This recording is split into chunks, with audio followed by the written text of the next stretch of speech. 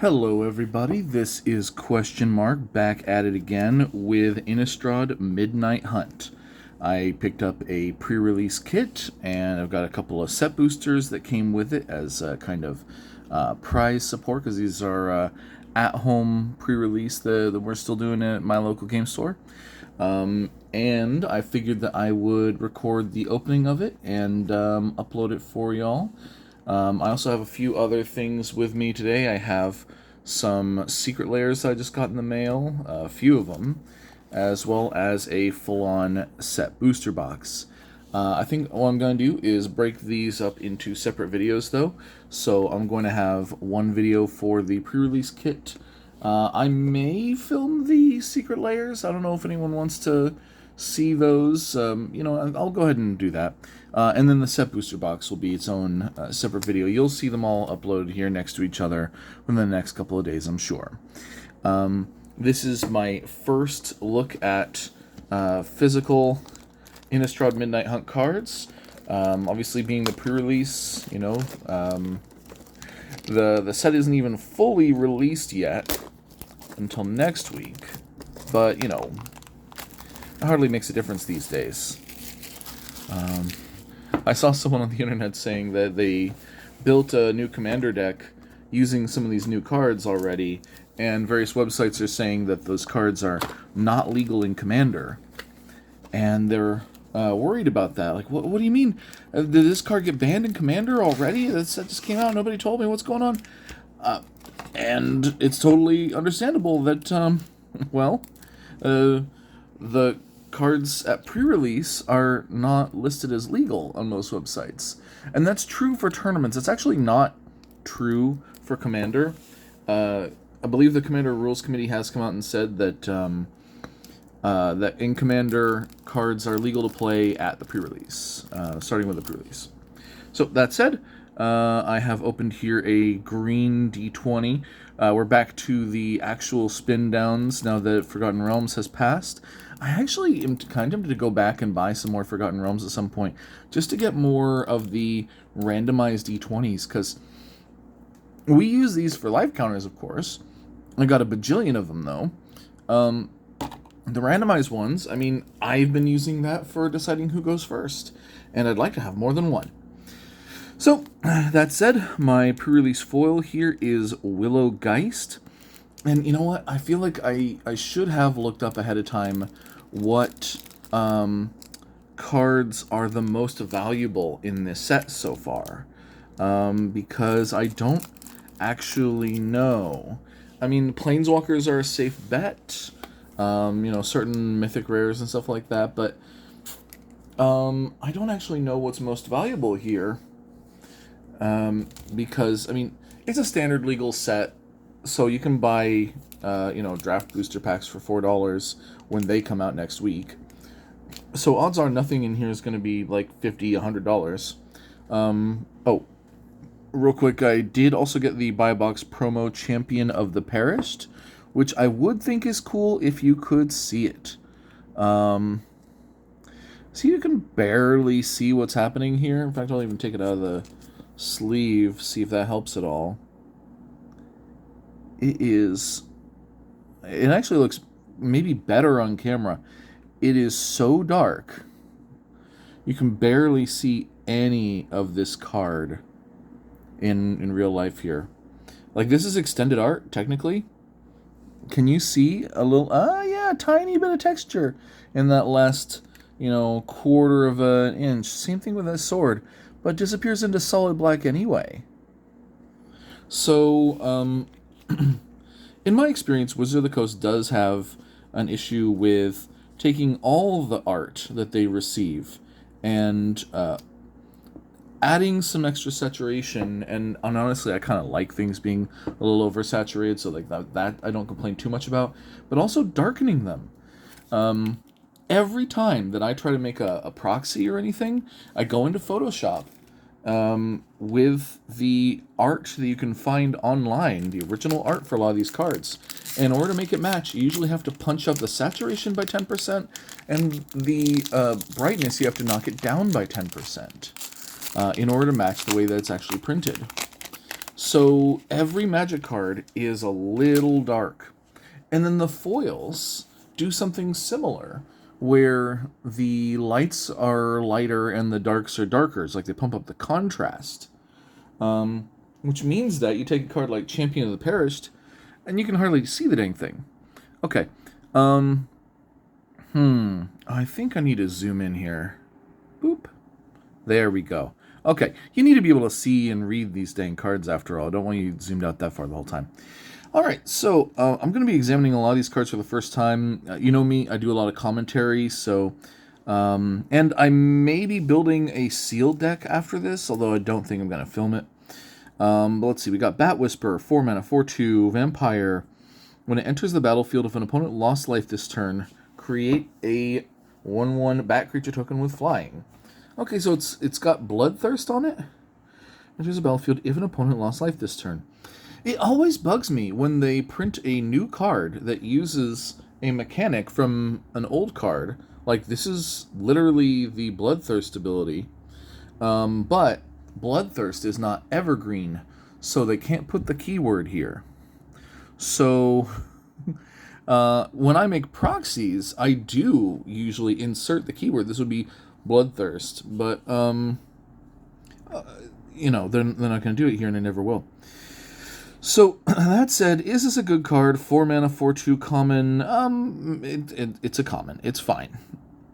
Oh, by the way, I do have a Vampire Commander deck with Edgar Markov as the commander. And so I am hyped for vampires that are in this set, but more so, of course, for the upcoming Crimson Vow set, which is going to have even more impactful vampires in it, I assume, given that it's about a vampire wedding. And this one is not. This one's about werewolves. Just has some vampires in it. That said, the kind of philosophy of that commander deck is efficiency and evasion. So this card is not particularly efficient. It is not evasive, so it will not make the cut in my Vampire Tribal deck. Not that I think a lot of people would have expected it to, but it won't. Snarling Wolf, 1 mana, 1/1, gets +2/+2. Oh, so it's a Rootwalla. Neat. This is probably pretty good in draft. Flare of the Faith, 2 mana, target creature gets +2/+2 until end of turn. If it's a human, it gets +3/+3 and gains indestructible until end of turn. I mean, combat tricks are good in draft. I wish combat tricks were good in Commander. I would like them to be. This obviously really only good if you're if you've got humans. But Crossroads Candle Guide. Okay, I love the pumpkin aesthetic. I love getting these pumpkins into these magic cards. 4 mana, 3/4 Scarecrow. When it enters the battlefield, exile up to 1 target card from a graveyard. 2 mana to make 1 mana of any color. Alright, well, it's not terribly exciting. Seems this is mana fixing, color fixing in draft. That happens a lot. You need that kind of thing in draft. So this is like a 23rd pick or whatever. Like, oh no, I didn't get good lands, so I'll get this instead. Otherworldly Gaze. Funny name. Blue, instant. Look at the top 3 cards of your library. Put any number of them into your graveyard, and the rest back on the top of your library in any order with flashback. Okay.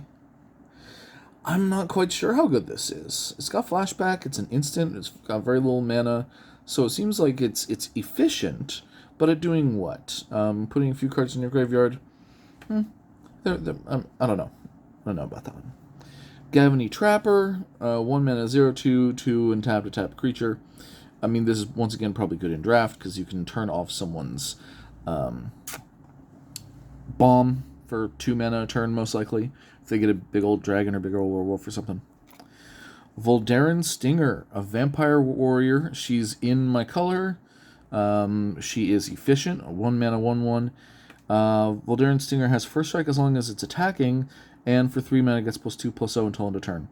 So it's not exactly evasion. Getting first strike can be evasion-like on a creature that is the same size as your opposing creatures, but if you're going to be playing Commander, which is what I'm examining this for, no, this is not threatening to anybody. And 3 mana to activate is not particularly scary, but I do love the art. Take a look at that art. She's got a sword.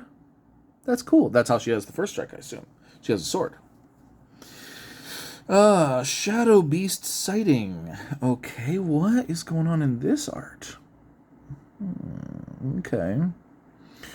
Create a 4/4 green beast creature token, flashback of 7. Seems fine. What? Oh, right. Okay, so this is one of the showcase arts. So, I believe I've been told that every card with the Daybound ability has a showcase version, and they can randomly show up in the place of whatever rarity they are, even in draft booster packs like the one I just opened. So this is a common werewolf. All the werewolves have Daybound, so all the werewolves are included in here, but there's also a few other non-werewolves. 4 mana, 2/5. That's lame. That sucks. And then it transforms into a 6/5. This is one of the least interesting werewolves, I think. And I got the showcase version of it. Also, a new novel thing here. I believe every set in the past that had double face cards had double face cards in the last slot. And it was a guaranteed final slot card, and they did that for draft so that you couldn't tell as you were passing the packs around any clue as to what your opponent got. Every pack had one in the back. Every pack had one in the back that was double face, and none any other place. With this, you could theoretically end up with 2 or 3 double face cards in different places, and you could see what the other face is. You'd be able to see the rarity and know what card it is your opponent 2 spaces down from you is doing. So this seems to be actually a really anti-draft mechanic. Like, can you even draft this set? Because you're going to have double-face cards mixed in there. You're going to see them coming. You know? It'd be like, I don't know. You might as well be drafting face up at that point. So it kind of ruins draft, it sounds like. Oh well, Wizards doesn't care about draft anymore. It's all about set boosters. Because set boosters cost more and include fewer cards. 12 cards. For more money. That's why set booster boxes come out first, with fewer packs in them and fewer cards per pack, but more money. Or, well, hard to tell. Also, they're available at the pre-release, and they're available in much greater numbers. Wizards just doesn't want to sell you 15 cards for $4 anymore, and they don't care about draft anymore. Which is weird, because I bet like a year or two from now they're going to care about draft a lot more, considering how a lot of people like draft. A lot of people prefer draft, including, I think, Mark Rosewater. His favorite format, I think, was draft, if I remember right. And sure, we've gone a year or two where we can't really do in-person events, but if everyone can get friggin' vaccinated, then we are starting to do more events and masks and stuff like that. And come on, everybody. Come on.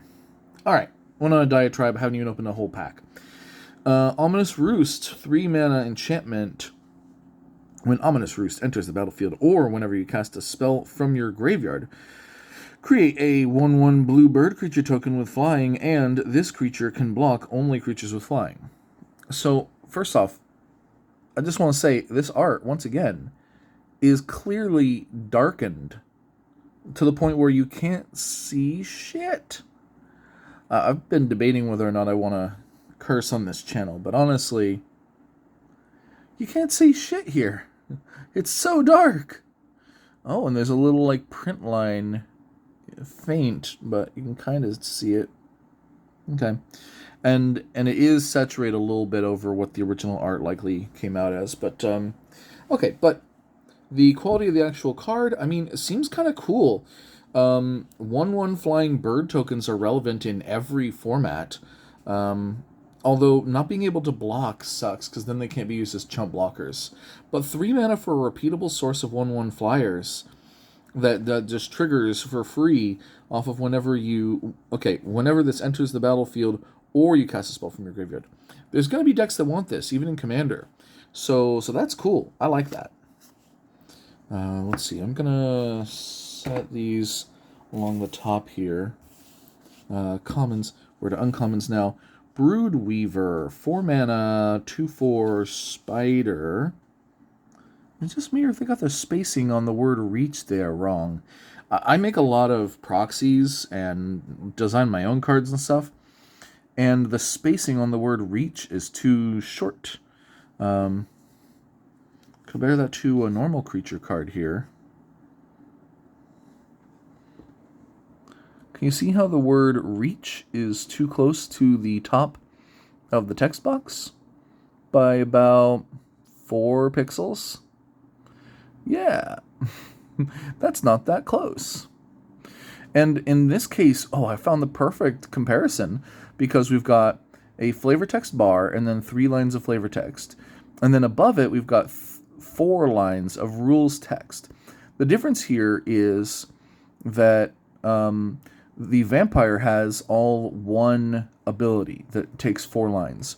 The spider has 2 abilities, one that takes 3 lines and one that takes 1.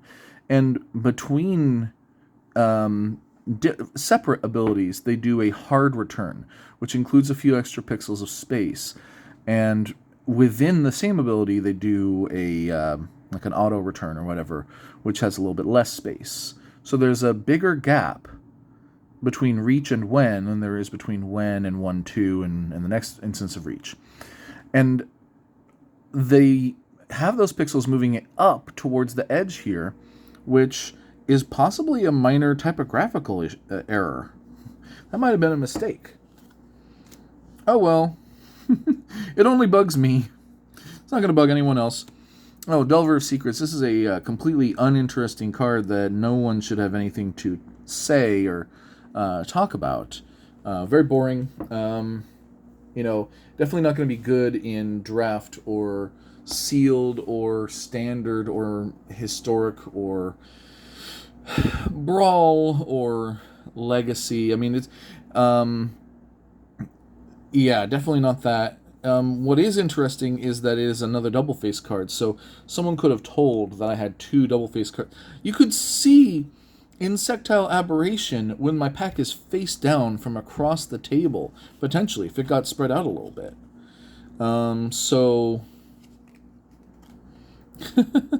That said, cool. This has got to be one of the more valuable cards in the set. Maybe the only...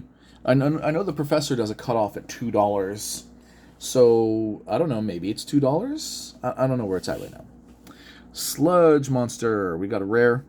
5 mana, 5/5. When it enters the battlefield or attacks, put a slime counter on up to 1 other target creature. Non-horror creatures with slime counters on them lose all abilities and have base power and toughness 2/2.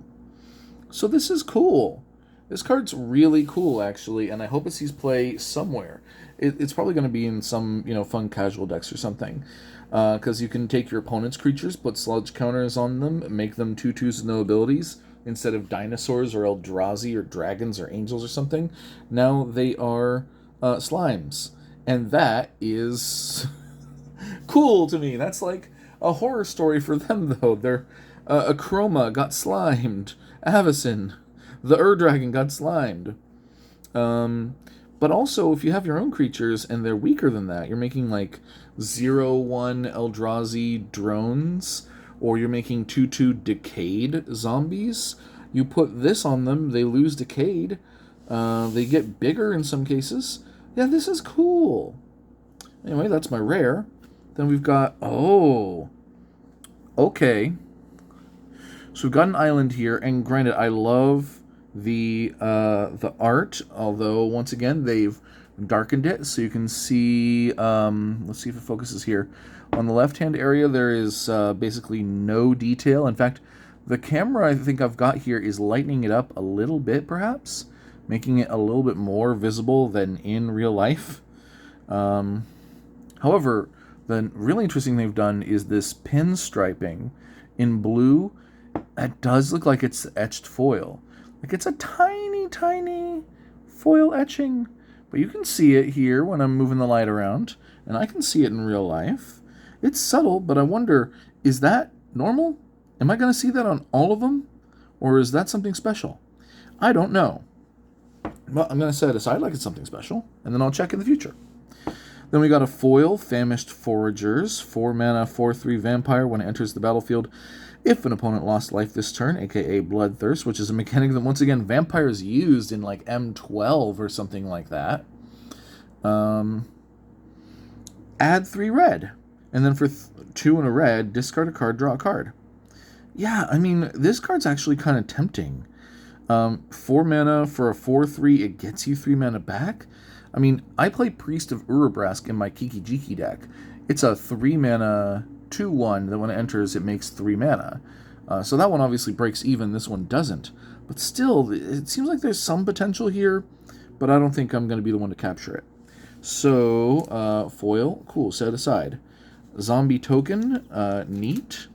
And unfortunately, I saw this at the back. I saw the borderless thing going on here, and I got real hyped, and I didn't realize, oh, it's a check mark. It's a checklist card, basically. It's one of those blanks.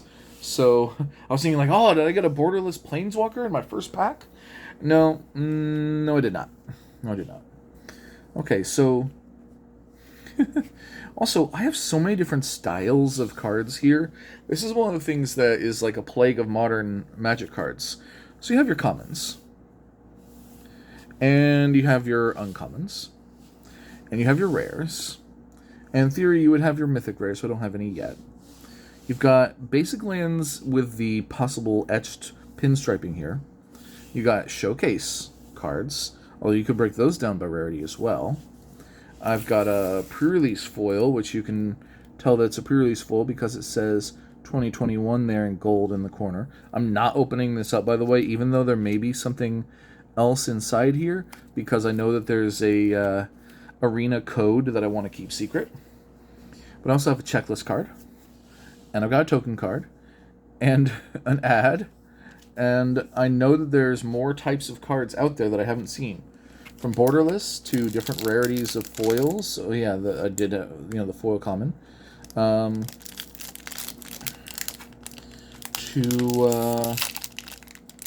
I mean, that's a lot of styles. So trying to sort them is difficult. Novice Occultist, 2 mana, 1/2. When Novice Occultist dies, you draw a card and lose 1 life. Interesting, interesting. Once again, I feel like the art is a little too dark in real life. The camera does lighten it up a little bit for you, so you are welcome. She reminds me of like a pirate, like a stowaway on a pirate ship or something. But all across Gavany, in shuttered bedrooms and locked barns, young people seek the answers their elders failed to provide. Yeah. The boomers have failed us, and the young people got to find their own way. That is true. Okay. I've been brainstorming a Shirei Death Storehouse deck for a while, and as in it's been built, and every card that comes out that looks like this, I'm like, is this good in Shirei? 1 power, so it loops. A die trigger, you draw a card and lose a life. More card draw is good. 2 mana is not bad. This does seem like a potential for the Shirei deck. It's got all the things that Shirei wants. For those who don't know, Shirei says whenever a creature you control with 1 or less power dies, return to the battlefield at the beginning of your of the next end step. So you draw a card and lose a life and get the thing back, and you can keep doing it. I don't know, might be good. It'll be good enough, I should say. The bar is pretty high. Okay, Harvest Tide Sentry. So 2 mana, 3/1 with Coven. At the beginning of combat on your turn, if you control 3 or more creatures with different powers, Harvest Tide Sentry can't be blocked by creatures with power 2 or less this turn. You know what? Honestly, there's going to be a lot of comments that are hard for me to judge here, and I'm going to stop trying pretty soon, because like there are situations where this is going to be good, There are a lot of situations where it isn't. Coven seems like it should be difficult to manage, but maybe it's not as difficult as it seems. I don't know. Play draft for yourself. I haven't actually played draft, so don't trust my opinion on this anyway for draft, honestly. So maybe I'm going to not worry too much about giving it. Neonates Rush. I got kind of excited when I saw this card because it says if you control a vampire, it costs 1 less. So I'm like, ooh, okay. It's an instant. Okay, I like instants. It deals 1 damage to target creature and 1 damage to its controller. Neat. And then you draw a card. On a red card, hey, that's cool. And the art there, once again, there's a lady in the background. You can barely see, but she's there. We spend our entire existence pursuing the joy of our first night's feast. Anye Falconwrath. Actually, I'm never sure how to pronounce that. Anye, Angie, Anye, Ange. There's 1,000 incorrect ways of pronouncing it, and I don't know the one correct one. I don't know. And normally I'm kind of a stickler for pronunciation, but I've heard no agreement on Angie Falconwrath. And does that look like Angie Falconwrath? No, that doesn't look like Angie Falconwrath, who has short black hair. This looks like Olivia, who has long flowing red hair. Oh well. Flavor text doesn't have to be from the person in the art, it just usually is. Is this card any good in any format? I mean, it's probably good in draft. If you draft vampires, which in the werewolf set, that would be a little weird, but you could. And also, when they do the combined draft format, the double feature that will include both Innistrad sets from this year, this card seems particularly good there. Just, make the best out of 1 damage to a creature. You can do something with that. Don't just waste it. Anyway, Unblinking Observer. 2 mana, 2/1, tap for a blue. It's a homunculus. I like seeing unusual creature types like homunculus pop up every once in a while. I like that. But it adds a blue, and you can spend this mana to pay disturb costs or to cast an instant or sorcery. Neat. I like that blue gets ramp just in a way that is limited in how you can use it. I like to see that. Because I think that colors should be allowed to bend the color pie. Even white should be allowed to bend the color pie. To do something just in a different way. So yeah, you have a blue creature that can tap for mana. Whoa! But you can spend the mana only to do a blue thing, basically. And that's totally reasonable to me. Day 77. The homunculus within the crystal continues to mimic my every movement. I wonder what they are writing. Laboratory notes of Yizzlepick? Okay, now I want Yizzlepick. I'm going to design a card based on Yizzlepick. Yizzlepick. Because I design cards whenever I get inspired. And, well, Yizzlepick. Blood Pact. Okay, that's a very, iconic name to be using on a common in this set. What does it do? 3 mana, instant. Target player draws 2 cards and loses 2 life. Oh, okay, so it's Sign in Blood, but instant speed and for a little bit more mana. This seems great in draft and decent in other formats. Reminds me of Sign in Blood as well. Wait, did I say Sign in Blood? I mean... Scry... I don't know. Anyway, Bounding Wolf, 3 mana, 3/2, flash, reach. I like the little kick he's doing. A little kick! And he's going after that bat, I guess, because he's got reach. There are so big, so tall, so vast creatures that I've seen in Magic that don't have reach, but this wolf has it. Clearly, somebody was like, look, we need a green creature with reach. We already have a spider. The wolf tribe needs a way of handling flyers. Okay, sure. This card's actually really cool, especially in draft. Once again, having flash makes it like a combat trick. And combat tricks are good in draft. In limited. Search Party Captain.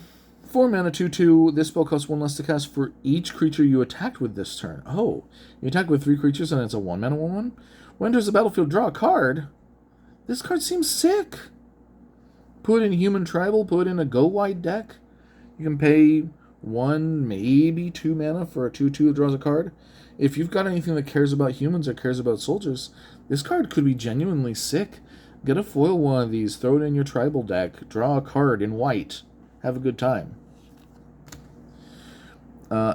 In fact, wasn't I just saying that like cards should be allowed to bend the color pie a bit if they do it in their own way? So this is a creature that enters the battlefield and draws a card in white, and in theory it's a 4 mana 2/2. So like blue could do this for a mana less, but if you attack with a bunch of little dorks, then you get the discount and then it becomes a really efficient creature. See, that's how you do it. I'm very happy with that design. Bravo, whoever came up with that common. Designing commons is really hard. Brimstone Vandal, 3 mana 2/3 Devil with Menace. If it's neither day nor night, it becomes day as Brimstone Vandal enters the battlefield. I really feel like this could have been keyworded because it appears over and over again. Like, why isn't this nightbound? Because it doesn't turn sides, I guess. Or daybound, I mean. And whenever day becomes night or night becomes day, that also could have become keyworded, perhaps because it's very wordy. Brimstone Vandal deals 1 damage to each opponent. Okay, I mean, dealing 1 damage to each opponent is a nice payoff for a variety of repeatable effects, but, I don't know, once again, seems good in draft. Outside of that, being a 2/3 menace in a lot of formats is a pretty underwhelming body. Decent enough, I guess. It sets up the day-night cycle. Switching in between day and night, you have a little control over, but it's probably kind of annoying. I don't know. I don't see too much use for it, but it might have a little. Oregon Hoarder. Living in Oregon, I think I am very familiar with the Oregon Hoarders. 4 mana 3/2 zombie. When it enters the battlefield, look at the top 3 cards of your library. Put 1 of them into your hand and the rest into your graveyard. That seems pretty good. There's a self-mill blue deck out there, right? And this basically draws a card of your choice while self-milling you a bit. Seems good. Lunarch Veteran, a 1 mana 1/1 with Disturb. Whenever another creature enters the battlefield under your control, you gain 1 life. And Disturb, so it flips over into a flying 1/1. Whenever another creature you control leaves the battlefield, you gain 1. Leaves the battlefield. Wait, this is enters the battlefield. This is leaves the battlefield. So this is kind of a little bit of a Soul Sister kind of thing going on. I like that. This seems neat. And I like the disturbed creatures having flying and being little evasive creatures. Ghoulish Procession. 2 mana enchantment. Whenever 1 or more non-token creatures die, create a 2/2 black zombie creature token with Decayed. This ability triggers only once each turn. Oh, excuse me, didn't mean to bump that. This also seems really good for the Shirei deck, potentially, as it is the cheapest way of triggering off of a creature dying to make a token. So that's really good. However, once again, I feel like the art is made super, super dark. And once again, actually, you on camera have a better look at this than I do in real life. You can possibly see a little bit more detail in the dark there than I can. But it's spooky as heck! It was a family reunion to die for. Oh, wow. Not proud of that pun. No one should be proud of that pun. That's the easiest pun. That's the real rough draft flavor text that stayed on until the end. And they're like, look, I can't think of anything better. Corpse Cobble. Who's that? Do we see that in this set? If we don't see that by next set, I want to design a card that is that. As an additional cost to cast this spell, sacrifice any number of creatures. Create an XX blue and black zombie creature token with Menace, where X is the total power of the sacrificed creatures. Oh yeah, okay, so, excuse me. This card seems quite good as an instant, especially, and with flashback. They played it safe on a lot of the flashback cards in this set, making them sorceries. Even a few of them that probably shouldn't have been. They're now kind of lame because they're sorceries. But this is an instant speed sack outlet that can make a token. By the way, that token is not decayed. Like every other zombie token in this set. This one doesn't have decayed, it has menace! So this card seems sick. And I bet when I was saying that if this creature isn't a card, I want to design one, I bet there's an XX blue and black zombie creature token with menace that I will find, and it will look like this, the token. So, Overwhelmed Archivist. Okay, you got a hand in a jar there. You got a Spook in another jar. 3 mana, 3/2 wizard. When it enters the battlefield, draw a card, then discard a card, and disturb. Archive Haunt. It becomes a spirit wizard. Flying 2/1. Wait, did it get smaller? I think this is the only one that I've seen that gets smaller. Yeah, from a 3/2 to a 2/1. And you disturb it for 4 mana. Whenever it attacks, you draw a card and discard a card. Okay, if you really want to be discarding cards, will we put into grave from anywhere, exile it? Yeah, I don't like this one as much. Although I'm sure that in Innistrad there's plenty of uses for discarding cards. And I got Slogurk, the legendary slime. I just saw the Commander's Quarters review of all the commanders in the set, giving them tier ranking. And Slogurk, I believe, was given an A rank, A tier. So it's pretty good. Honestly, it's just a lot of text. It cares about lands, brings lands back.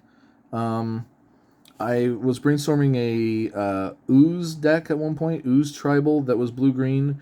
This goes in it most likely. But, I don't know. It's cool. I'm going to start running through these a little quicker, I think. Because you and me both are probably getting a little exhausted reading every single card. But, Plains, and I can once again see a little etching on there. So, that's interesting. Boop. And we've got a Spirit Token, which is an ad on the back, and we got a checklist card. Okay.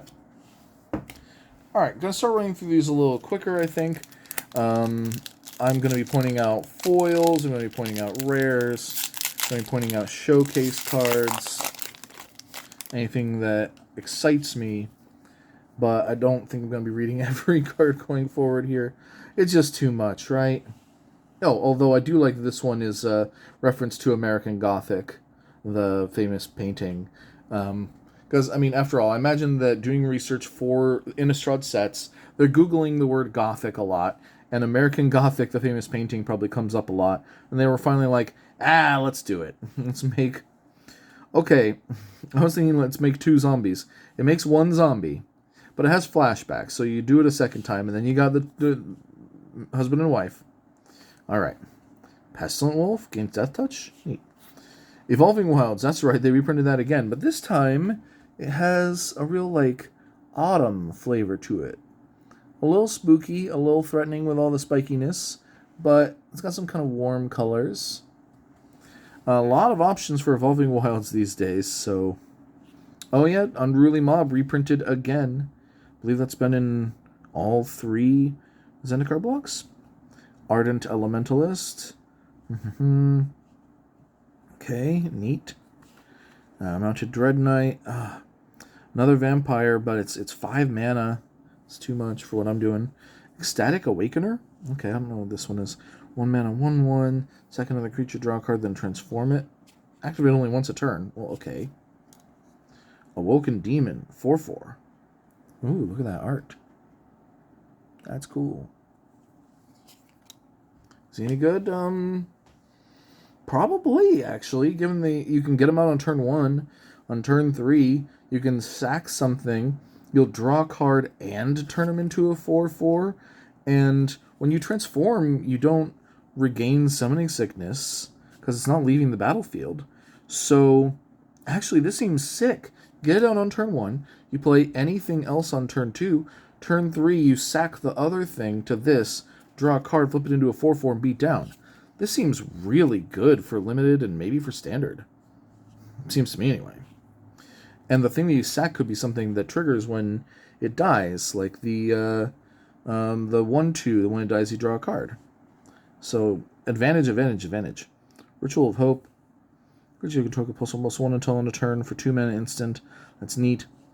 If you control 3 more, it's +2/+1 instead. Infernal Grasp. That is premium removal. That's gonna see play in a lot of formats. Just destroy a creature. You lose 2 life. Who cares? 2 mana instant. Destroy any creature. I play Go for the Throat in some decks, but Go for the Throat doesn't get artifact creatures. This does. You lose 2 life. And there are a lot of decks that don't care about the 2 life because you're going to gain it back. And there are other decks that don't care about the 2 life because who cares about 2 life? And the other uncommon I've got Spellrune Painter. 3 mana, 2/3. Whenever you cast an instant sorcery spell, gets +1/+1 until end of turn. So it's literally got prowess. Or no. Prowess is a non-creature spell. This is it's not Magecraft either because it doesn't count copies. So it's 1 word away basically from prowess or Magecraft, but they gave it neither. And this gives it +2/+2. That seems okay. I mean, it'll coexist in standard with a lot of Magecraft cards, so maybe it'll be some overlap there. But Intrepid Adversary. So all the adversaries in this set are pretty pushed white mythic rares, while being usually 2 mana creatures with pretty good bodies, and then like really good ETB triggers that you can pay 2 mana for. I really wanted this card when I was going to put it in my mono white deck, because it's a mono white go wide deck where I try to play as many creatures as possible that boost your other creatures. So like every creature that enters the battlefield buffs all of them, and this does that. Except it was a Golos deck that ran all the lieges. I played Golos as my commander just so that I could technically be allowed to play the hybrid cards I think we should be allowed to play anyway. And then they go and ban Golos, so it's like someone specifically looked at me going like, what are you trying to do over there? Have fun with your hybrid cards in mono white, and your double face cards in mono white, and your off-color activations in mono white, and your Golos to smooth everything out so you can cast your commander for colorless and get a land to help you out in the late game. Nope. All that too broken. Gotta ban the #1 most popular commander so that Marcus can't have nice things. Oh well. Intrepid Adversary, that's where you were going to go. Now you have no home. I don't know what I'm going to do with you. Still powerful. Forest, another one that does seem to have the etched pinstriping there. Oh! And a foil version of that common that I was talking up for a couple minutes. So that's nice. The Day-Night Token. Good to have one of those. I'll definitely need a couple of those. Well, actually, I won't necessarily. Am I going to build a werewolf tribal deck for Commander? Heck no. Heck no. I'm barely into vampires, honestly. I have a vampire deck. I barely care about vampires. I really just thought the Eminence ability on Edgar Markov had this aggro efficiency that was impossible to ignore. And I honestly built it inspired by the Eminence ability. And then it just happens to be that it only works on vampires, so just ride that. Because I tend to play aggro commander decks. I like aggro in commander.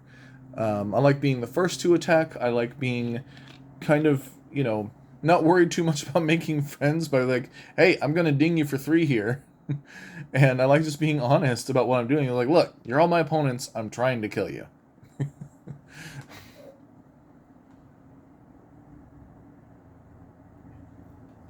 All right. Sorry, just had to take a quick drink. Okay. Storm Rider Spirit, 5 mana, 3/3, Flash Fire. Seems good in draft. Not sure it'll see play anywhere else. No Way Out. Target opponent discards 2 cards you create. A zombie creature token with Decayed. Wow, I heard that Mind Rot was the card that existed simultaneously in Standard for more years than any other card. I heard there was like 19 years Mind Rot was Standard legal. That beats like Giant Spider, which I think was the previous record holder. And Mind Rot is 2 colors and a black for a sorcery common. Target player discards 2 cards. I was about to say this is strictly better, but it does say target opponent.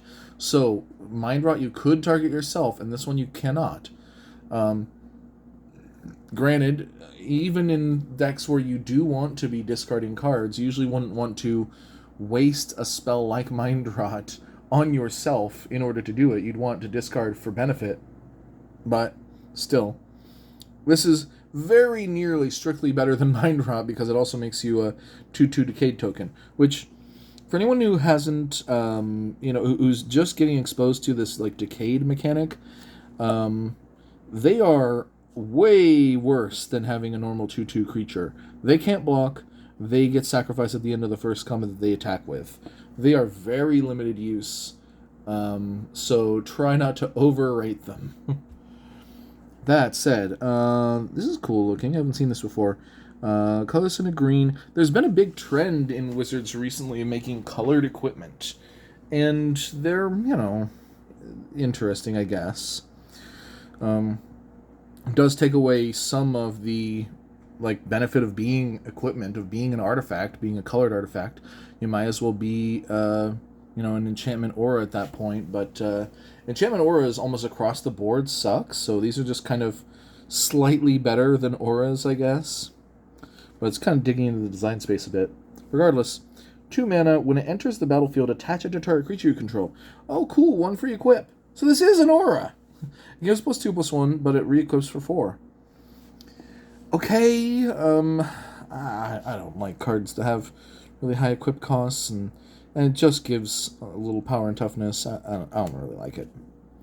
Pax Betrayal. Oh yeah, Arlen Cord is, planeswalking back to Innistrad here, and if I remember right, she actually is opposed to the other werewolves in this set, because there's something about the moon, and there's like an endless night coming, and the humans having this big party are trying to stop the endless night from coming, and I believe that the werewolves, the dire werewolves controlled by Tovolar, actually want the endless night to come because then they stay super powerful werewolves all the time and they can kind of rule Innistrad. And Arlen is the one werewolf that is like, nah, that's bad. We shouldn't kill all the humans and all the vampires and all the everybody else. We shouldn't commit genocide. So then, yeah, the werewolves come after her. So this is act of treason. This is a threaten effect. But if you control a wolf or werewolf, you scry 2. So, once again, seems really good in draft. Might be good in standard, especially if a wolf or werewolf tribal thing becomes a thing. Although usually you want to be playing it in decks that don't play a lot of creatures against the deck that plays the fatties, so you can steal their fatty and turn it against them, and steal the bombs and stuff. But in this set, some of the bombs are the werewolves, so it'd be a little weird playing like a 6/6 and then trying to steal your opponent's like 4/4 and use it against them. Like, you could just be playing your own creature instead of theirs. But the benefit is only scry 2. That's a good benefit, but not so much so that I think you have to exclusively play this in a wolf or werewolf deck in order to be worthwhile. Still, active treason effects rarely see play outside of draft, sealed, occasionally in standard. So who knows? Shipwreck Sifters, 2 mana, 1/2 spirit without flying. What?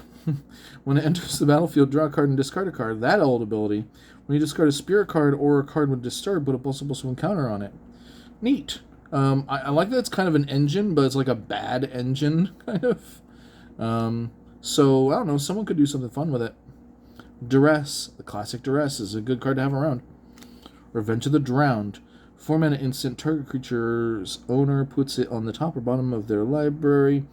You create a zombie token with Decayed.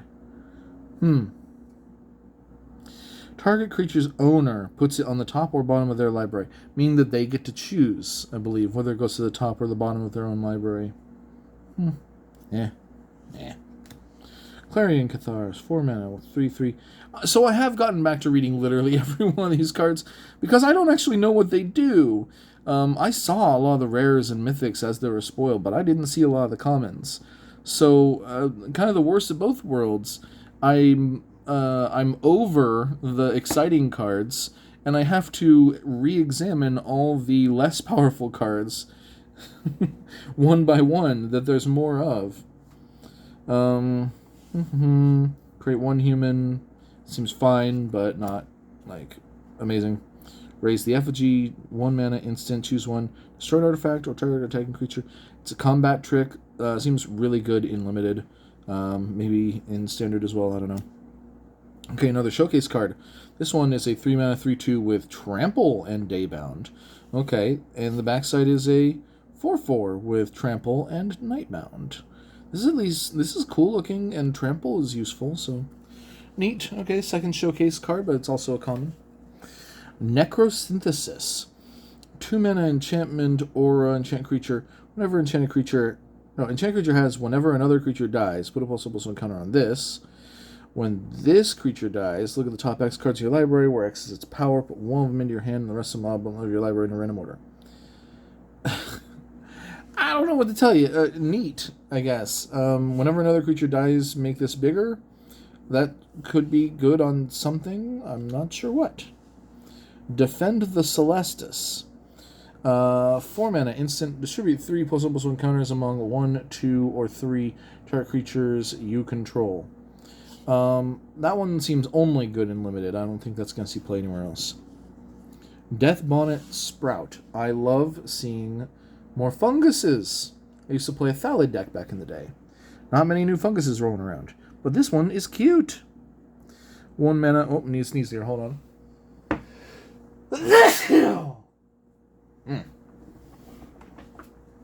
Thank you.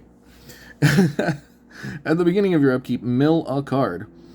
Oh, 1 mana 1/1 that mills you a card every turn automatically? That might be something just all by itself. Then, if there are 3 or more creature cards in your graveyard, transform Death Bonnet Sprout. From 1 mana 1/1 into a 3/3. At the beginning of your upkeep, you may exile a card from a graveyard. If a creature card is exiled this way, put a +1/+1 counter on Death Bonnet Hulk. Wow. Excuse me. If they gave it anything like Trample or, I don't know, any keyword ability at all, this would seem like an absolute beating. Without any keywords, this still seems really good for like standard or something. Yeah, keep an eye out for this guy. Coming out on turn 1, self-milling. Oh, well, here's the other green 1-drop that could be good in standard. 1 green for a 1/1. This one does have Trample, because it's a rare, so they pushed it. Whenever 1 or more cards leave your graveyard, put a +1/+1 counter on Willow Geist. Leave your graveyard. Like maybe exiling them. You put a +1/+1 counter on this one and on that one. When Willow Geist dies, you gain life equal to its power. Oh shoot, was I off camera the whole time? Shoot. I'm sorry. Is this not a deck? Is this not standard? Like, this is what's going to happen in standard, right? You're going to play Death Bonnet Sprout on turn 1, then play either one of those and a Willow Geist, or 2 Willow Geists on turn 2. You know, mill yourself and flip these things around. Just play a bunch of this. Seems really good. Alright, well, then we got the foil with the little pinstripe on it, or the forest, with the pinstripe on it. Oh, there's the beast, the 4/4 beast. Look at that art. Spooky Yuki Yuki. Okay, put it over there, and a checklist card. Okay, draft booster. Next to last one. Can I speed it up? Probably not. When it enters the battlefield, put a possible encounter on target creature. Oh, this is another Iron Shell Beetle. They print a card like this every year. They're always fine. They're always good. Silver Bolt. I've been looking for a new Viridian Longbow for a long time. Are they going to give me one? No, because it's not an equipment. It's just the bolt? Or what's the deal here? 3 mana, tap, sacrifice Silver Bolt. It deals 3 damage to target creature. If it's a werewolf, dealt damage this way, destroy it. I guess. It's a rather clunky card for killing werewolves. Falcon Abomination. I swear it is. Look at that. That is one of the ugliest, creepiest things I've ever seen. This is like straight out of an 80s horror movie where this is made out of like, you know, foam latex rubber and stuff. Is this a Birdman?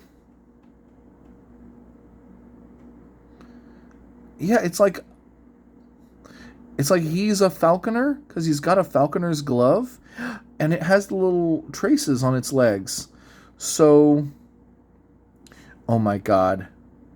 Somebody switched their heads. That's what it is. The blue zombies are stitched together from various corpses by a mad scientist. The foulest of foul. Indeed. Someone took the falcon's head and put it on the man, and the man's head, who is a zombie at this point, and put it on the falcon. Trippy. Oh, the card, what it actually does. A 3 mana 2/2 flyer, so it's Wind Drake, which is always good. When it enters the battlefield, create a 2/2 black zombie creature token with Decayed. So this is way better than Wind Drake. Anytime you see a card that's Wind Drake or better, snatch it up. In draft, I want to be drafting 5 of these. In draft, I will pick up... They bother me to look at, and yet I will draft the crap out of them. Vampire Interloper. This one actually comes really close to making the cut in my Vampire Tribal deck. 2 mana, 2/1. I like having 2 power. It is a vampire, of course, and it's got flying. So it's got, you know, an evasion ability. I don't necessarily care that it can't block. I don't want to be chumping with these things very often. So it almost made the cut, but I found another card that does kind of the same thing, but like, I think for a red, you can give target creature haste. Target vampire haste. So, actually comes very close to making the cut in a commander deck. That common that can't block. Might of the Old Ways? What is this? 2 mana instant, +2/+2, Coven. Draw a card. Okay.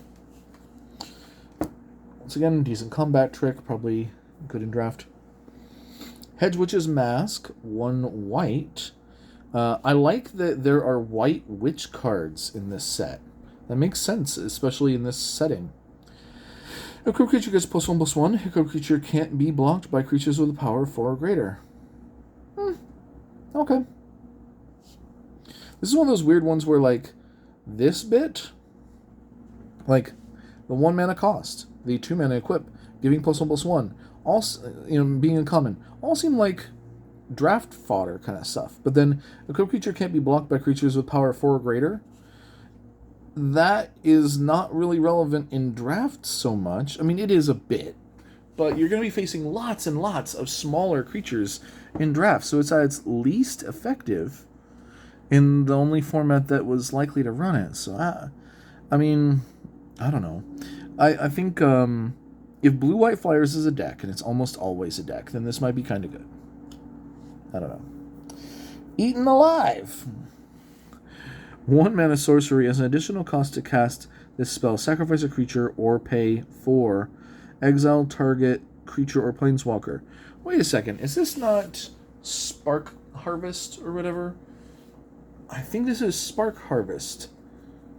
I don't know. Not positive about that. I don't remember all my commons. Sun Gold Barrage. 3 mana instant. Destroy target creature with toughness 4 or greater. Ah, very close to Reprisal on this one. Toughness 4 or greater. Or greater. Oh.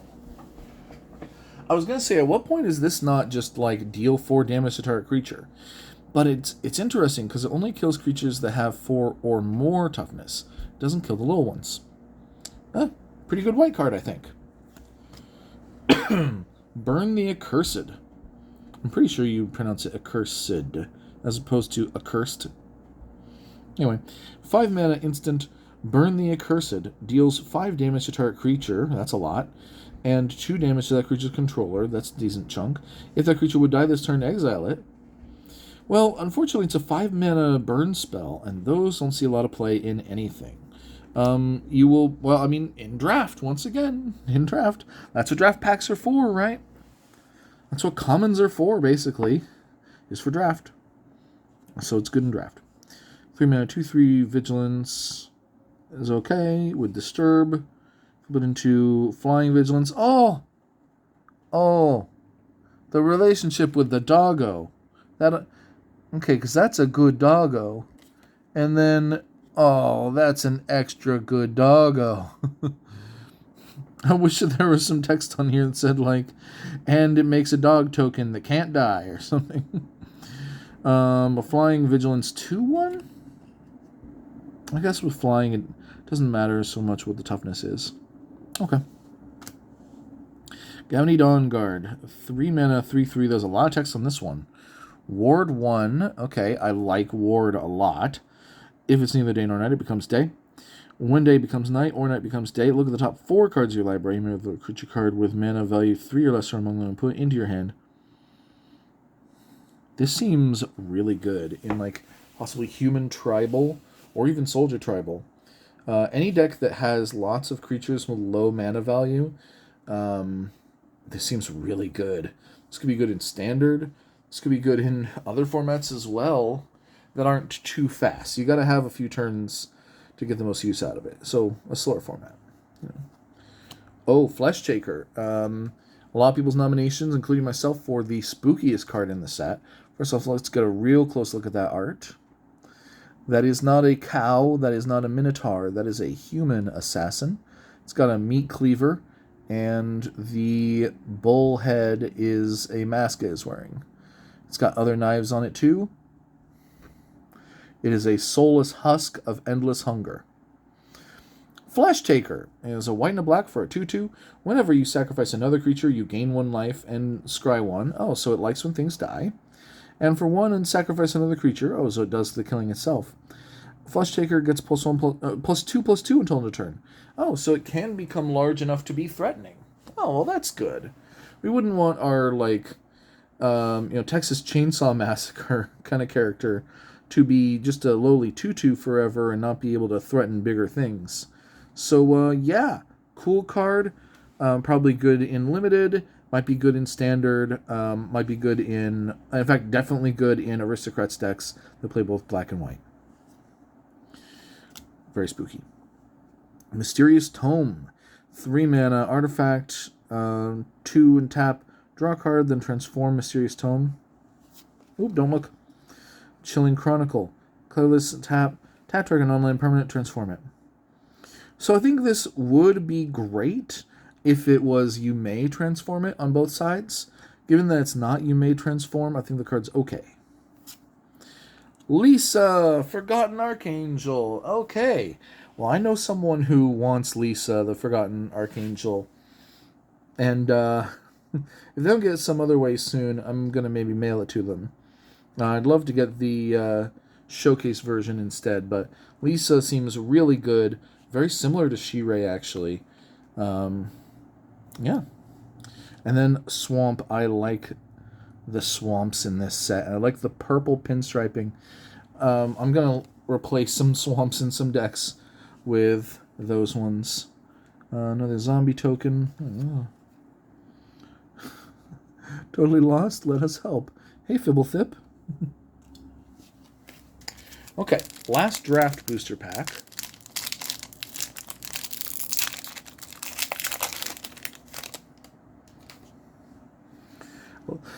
Electric Revelation, 3 mana. As an additional cost to cast a spell, discard a card. Draw 2 cards, flashback 4. Devious Cover-Up, 4 mana, instant. Counter target spell. If that spell is countered that way, exile it. Instead of putting it in its owner's graveyard, you may shuffle up to 4 cards from your graveyard into your library. Once again, Blade Brand. I think this is a reprint. 2 mana instant, target creature gains Death Touch until end of turn, draw a card. Yeah, I'm pretty sure this is a reprint. That's a decent one, though. This is a kill spell where you have to like trade one of your creatures, but you draw a card. Instant for 2 mana that does it. It's not bad. Once again, in draft mostly. Tapping at the Window. I love this. Is another top-down design here. A thing you see in a lot of horror movies. 2 mana sorcery. Look at the top 3 cards of your library. You may reveal a creature card from among them. Put it in your hand. The rest in your graveyard. Flashback. Wow. Seems actually really good in certain like self-mill decks. I'm going to have to keep this in mind. Maybe my elf deck. Yeah, actually I have a green-black elf deck. This is probably perfect for it. In fact, I may even literally set that aside. Okay, because I didn't know about that one. Soul Guide Gryph, 5 mana, 3/4. It's a Hippogriff Spirit. Love that creature type. Flying, once again, very close to the top of the text box there. When it enters the battlefield, exile up to 1 target card from a graveyard. You have to, but... Okay. Blue-white Flyers deck, here we go. Cathar Commander, 2 mana, 3/1 with Flash. You can sack it to destroy target artifact or enchantment. This seems really good. Not just in draft, but in standard. Maybe even good enough for Commander. Once again, I think if the creature type matters, if you're doing humans or soldier tribal, then this card's excellent, and I would play it. Silversmith, 4 mana, 2/3, when it enters the battlefield, put a +1/+1 counter on each of up to 2 target creatures. Oh, it includes itself. That's not bad. Not bad. Festival Crasher, love the pumpkin. Although, how did he get it on his head if his horns spike outwards and then the pumpkin, there would be no physical way of getting it there. Oh well. Whenever you cast an instant or sorcery spell, it gets +2/+0 until end of turn. Not my style. Shady Traveler, 3 mana, 2/3 with Menace and Daybound. Flips into a black werewolf with Menace and Nightbound. That's a 4/4. And that art is really cool. I love that art. Well, not many black werewolves running around. Lunar Frenzy, X red, instant. Target creature you control gets +X/+0 and first strike and trample until end of turn. There's a couple of cards like this in Magic's history that like don't have the first strike or the trample part. And just X and a color for an instant that gives X+0. And those cards are kind of underwhelming, especially if they're sorceries. But this gives such a good combination of things. This could be a good like surprise kill spell in draft, of course, but also maybe in other formats. Keep this in mind. Grizzly Ghoul. Oh, I love it. I love that it's a zombie bear. 4 mana, 4/3 Trampler. That's good enough. Enters the battlefield with a +1/+1 counter on it for each creature that died this turn. Oh, because it eats them. It eats the corpses. Wow, yeah, I really like this card. Ambitious Farmhand. 2 mana, 1/1. When it enters the battlefield, you may search your library for a basic plains card. Reveal it and put it into your hand. Oh, neat. Coven. Pay 3 mana, transform it into Seasoned Cathar, a 3 mana and a 3/3 lifelink. Okay. Seems alright. Then we get to Vadrik, who also was rated as an A-tier commander. I think Lisa, Slogurk, and Vadrik were the A-tier commanders from that video, and those are the ones that I've gotten. So I got all 3 of the A-tier commanders here. If it's neither day nor night, it becomes day. Instant and sorcery spells you cast cost 1 less to cast. Well, X less to cast where X is its power. By default, its power is 1. But when day becomes night or night becomes day, you put a +1/+1 counter on Vadrik. That seems really good. Seems really good. And I got some other bonus stuff here going on too. There's a really cool mountain. That's great. We got a... Oh! Okay, that's the reward. For all of your patience, everyone who's been sitting around for an hour and 9 minutes going like, oh god, all these commons. Is he going to get anything cool? Foil Gisa Glorious Resurrector. This card is amazing, by the way. This is another A tier, maybe S tier. 4 mana, 4/4. If a creature an opponent controls would die, exile it instead. So just total aristocrats and sacrifice engine hate. Just get wrecked resurrection decks and stuff like that. And at the beginning of your upkeep, put all creature cards exiled with Gisa, Glorious Resurrector, onto the battlefield under your control. They gain Decayed. So, now, normally I said Decayed, like 2/2 zombie tokens, they kind of suck. But that's because they don't have any abilities. If you've got Flying, that's better. Or First Strike or Trample or something, that's all nice. But if you have a non-combat ability, like tapping for mana, or tapping to draw cards, or tapping to create creature tokens, or anything like that, then getting your opponent's creature with Decayed is not a drawback at all. And there's a lot of that going around. And then in the color black, of course, you can kill your opponent's creatures whenever you want to. There's 1,000 ways of doing it. So anything your opponent has on the battlefield can be yours. Wow. Yeah, she's really good. And a 4 mana 4/4. She's even got like a strong body. She could have easily been a 3/3 and no one would have complained. They made her a 4/4. So that you can do something like, I don't know, Toxic Deluge for 3. And then she lives. And then you steal everything. Oh.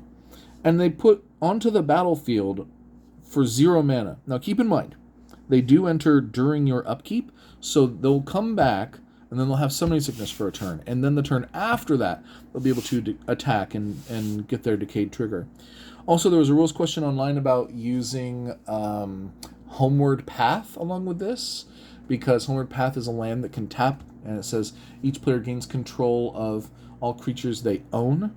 So someone was suggesting you could steal your opponent's creatures, they have Decayed, then you attack them with them, and then at the end of combat, when the Decayed trigger goes on the stack, forcing you to sacrifice them, you can respond to that by tapping it and giving the creatures back to the opponent, who then have to sacrifice them, which then triggers Gisa again, and then they go back into the loop. That was the hope, but after discussing it with various judges and things, we found out that that is not the case, because if you wait to that moment, then with the sacrifice trigger on the stack from Decayed, you give the creatures to your opponent. Now you control the sacrifice ability, and you cannot sacrifice a thing that you do not control. So your opponents, when they get it, it'll still have Decayed, but the specific trigger for that sacrifice is passed now. When they get it, they basically they would have to trigger Decayed over again. So it's still good. It's just not the instant feel good your opponent's creatures die and then come back under your control again thing that we were hoping it would be. Anyway, Gisa's amazing. Probably one of the best cards in the set. And I got a foil of it. I'm very happy about that. Day-Night Token. Checklist card. Cool. Okay, so Gisa is really the crown jewel of all of this by a long shot. But I've got 2 set boosters. And these are going to play out a little differently. And I am going to go ahead and open these now. And that'll finish up this video. I believe the token's at the back. So, yeah, the art card is at the front. Wait, but this time the art card's backwards? Okay. Oh, my art card is Ren and 8. And it's vertical because it's a Planeswalker. That's very cool. Hopefully this is like the thumbnail or something.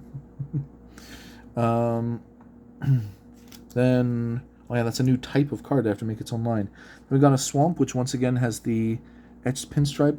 All of them I've gotten so far have the etched pinstripe. More Crypt Behemoth.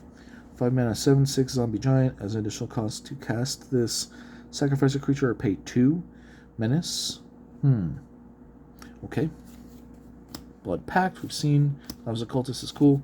Silver Bolt, neat. Play with Fire. Oh, Play with Fire. Wasn't this one good? Red, instant. It deals 2 damage to any target. If a player is dealt damage this way, scry 2. Ah, so it's a strictly better shock. I will be playing this in Standard, I bet. Because I like playing Burn in Standard. Unnatural Moonrise. Sorcery. Becomes night. Until end of turn, target creature gets +1/+0 and gains trample, and whenever this creature deals combat damage to a player, draw a card. Target creature. Okay. Well, so this card probably replaces itself. And it's okay that it's a sorcery, I think, given that it gives trample and +1/+0. Yeah, it has flashbacks, so you'll do it twice. Card seems alright if you're playing some kind of stompy deck. Candlegrove Witch. This is freaking beautiful. This is it's a 2-mana 2/2. Coven. It gains flying until end of turn. That's fine. That's okay. But this card is beautiful. I'd love to get a foil of this. I'm happy to get a non-foil. Oh, right. It's a set booster, so we get a couple of these, I guess. Bird Admirer. 3-mana 1/4 with reach. Please tell me it gains flying when it flips around for some illogical reason. No, it still has reach. Yeah, because how would the werewolf fly? It admires birds. But that just allows it to block this quail or pheasant or whatever. But the art is really neat. I like the archer creature type on it. Joshua Alvarado. Yeah. The other side is fine. Oh, it ate the birds. It ate the birds. Well, one of them got away, I guess. Okay, she ate the birds. All right, well. There. Harvesttide Infiltrator, 3-mana, 3/2, trample. Oh, this is one that I got in the showcase frame before. Okay. Oh, how have I opened all those packs? I got none of the lands until now. Okay. Question for Commander. Are these lands any good? When it enters the battlefield tapped, unless you control 2 or more other lands. So first off, I think that if you're playing a really low land count in your deck, then this becomes worse, because you'll control fewer of them. That is probably the most minor consideration that I've chosen to bring up first for some odd reason. In most, maybe all Commander decks, this is going to be fine. You're going to play this on turn 3 or later, and it's going to enter untapped. And I'd say play it in 2-color decks. Play it in decks that play lots of lands. But mostly play them in 2-color decks. If you're playing 3 colors, I think you want to be diversifying a little bit more. You might need to be playing some fetches. So this works very similarly to the, I want to say, Battle for Zendikar lands that actually do have both basic land types, but the enter tapped unless you control 2 other basic lands, which is a much tougher restriction. And yet those can be fetched and this one can't. So I'd say if you're going for the perfect mana base, you've got the original duels, the shocks, the fetches, you got lots of money invested, then maybe this doesn't make the cut, especially if it's a really low to the ground, like CEDH deck maybe. You get this in your opening hand or on your first draw or something. That's going to be awkward. You can't fetch it up later. That's a little rough. But in almost every other situation, at least in a 2-color deck, I think these are great. And if these end up staying affordable, like under $5, wonderful. Love it.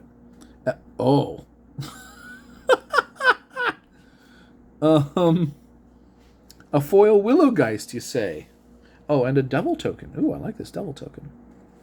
But a foil Willowgeist. So, remember how I was saying that this was, in theory, going to be a sealed pool? Well, there's Willowgeist, and there's non-foil Willowgeist, and there's pre-release foil Willowgeist. So I wonder what kind of deck I'm gonna build. I don't know. I might play Willowgeist. Seems pretty good. Got 3 copies of it. For all I know, Willowgeist is one of the best cards in the set. Once again, I did not take a look at prices beforehand. To me, it looks like a $5 card. It looks like a card that's worth a little bit more than the cost of the pack. But with these things, you never know. It's mostly going to be dependent on, how it performs in tournaments, and we won't know that for a little while. Okay, going on to my last set booster, we have... right, art card. Looks like my area of the Pacific Northwest where I grew up. This looks like Gold Beach. Island. Beautiful, brilliant blue pinstripe on that. Love that. Blade Brand we've seen. Iron Stinger. Cool. Gold Brush. Cathar Commando. Clear Shot. I don't think I've seen that one yet. 3 mana. Target creature you control gets 1/1/1 until end of turn. It deals damage equal to its power to target creature you don't control. An instant that is, this is a kill spell in green. It's not fight. The creature doesn't deal damage back. This seems pretty good, and I'll probably play it in my sealed pool here. Field of Ruin. Hey, glad to see it. I like having a little bit of somewhat restrictive land destruction in a format. Just efficient enough for it to be playable in Standard if a land gets out of control. But I also do play it in Commander. If your opponent gets Gaia's Cradle or Cabal Coffers or Maze of Ith, you might just need to blow it up. And a card like this provides access to that ability to anyone. Not everyone can afford a Wasteland or a Strip Mine. Those things, last time I checked, were still over like $20 or something, right? Maybe. I don't know. Prices change, but Field of Ruin is affordable. It's efficient enough because you can play it one turn, tap it for mana for a while. The problem comes out, and it's worth spending 2 mana and sacking it to do it. And then you go get a replacement land, which comes in untapped, so you can use it right away. The opponent that you blew up the land from, they kind of can't complain because you blow up their Cabal Coffers and then go get a swamp. It's like, look, dude, Cabal Coffers is really, really good. I have to get that. And you can't complain. I'm not playing mass land destruction here. But then it's the other people who get just pure benefit from it. In Commander, you likely have 2 other players who just get a land.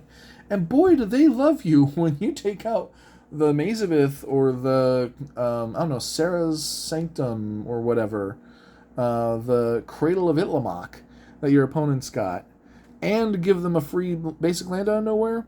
You can make some friends with this. And I do. Okay. Showcase card. Cool. One I've already got, though.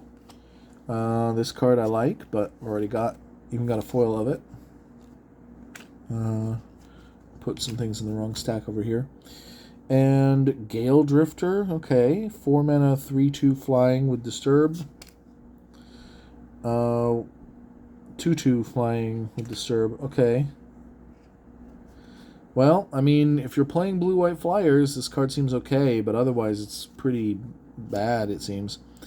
Reckless Storm Seeker. 3 mana, 2/3, Daybound. The beginning of combat on your turn. Oh, this is the rare. Target creature you control gains +1/+0 and haste until end of turn. So you can play this before combat and make this a 3/3 haste. Then it flips Storm's Charged Slasher into a werewolf. At the beginning of combat on your turn, target creature you control gets +2/+0, trample, and haste until end of turn. It's a 3/4. So it can be kind of like a 5/4. So the rockets and stuff to it and the wings, they do not allow it to fly. Despite it seeking storms, it cannot fly. But it does give it haste. This card seems alright. Then I got a foil rare here, Curse of Leeches. As this permanent transforms into Curse of Leeches, attach it to a player. At the beginning of enchanted player's upkeep, they lose 1 life and you gain 1 life. And then Daybound. Nightbound side. It's a 4/4 lifelinker. I don't love this card, but, it's a foil, double-faced, rare. That's neat. Okay. And those are all of my packs, finally. You have made it through the entire video of me discussing every common that I've come across in an entire pre-release kit and 2 set boosters worth of prizes. Congratulations for making it all the way through to the end. I want to thank you for watching any of my content. I intend to make more, of course, in the very near future, because I've got the whole set booster box here and the secret layers and stuff. But also, I've gone through a little change in my life and It may involve a change of career or something like that. I'm reconsidering doubling down on making more video content for YouTube, for Twitch. I do have a Twitch account. It's twitch.tv/QMark4. So feel free to follow me there. QMark with a C, QMARC4. Of course, there was already a Q mark and a question mark and a. I was not quick on the draw with the names there, but if someone with a name like XQC or like erob2022 or something like that can make it big on Twitch, then anyone can. And I'm probably going to be streaming more video games on there sometime soon. Until then, I'll get to work on this Willowgeist deck, I guess, to beat my roommate with in Sealed. And I'll see you all in the next video. Have a great day. Bye-bye.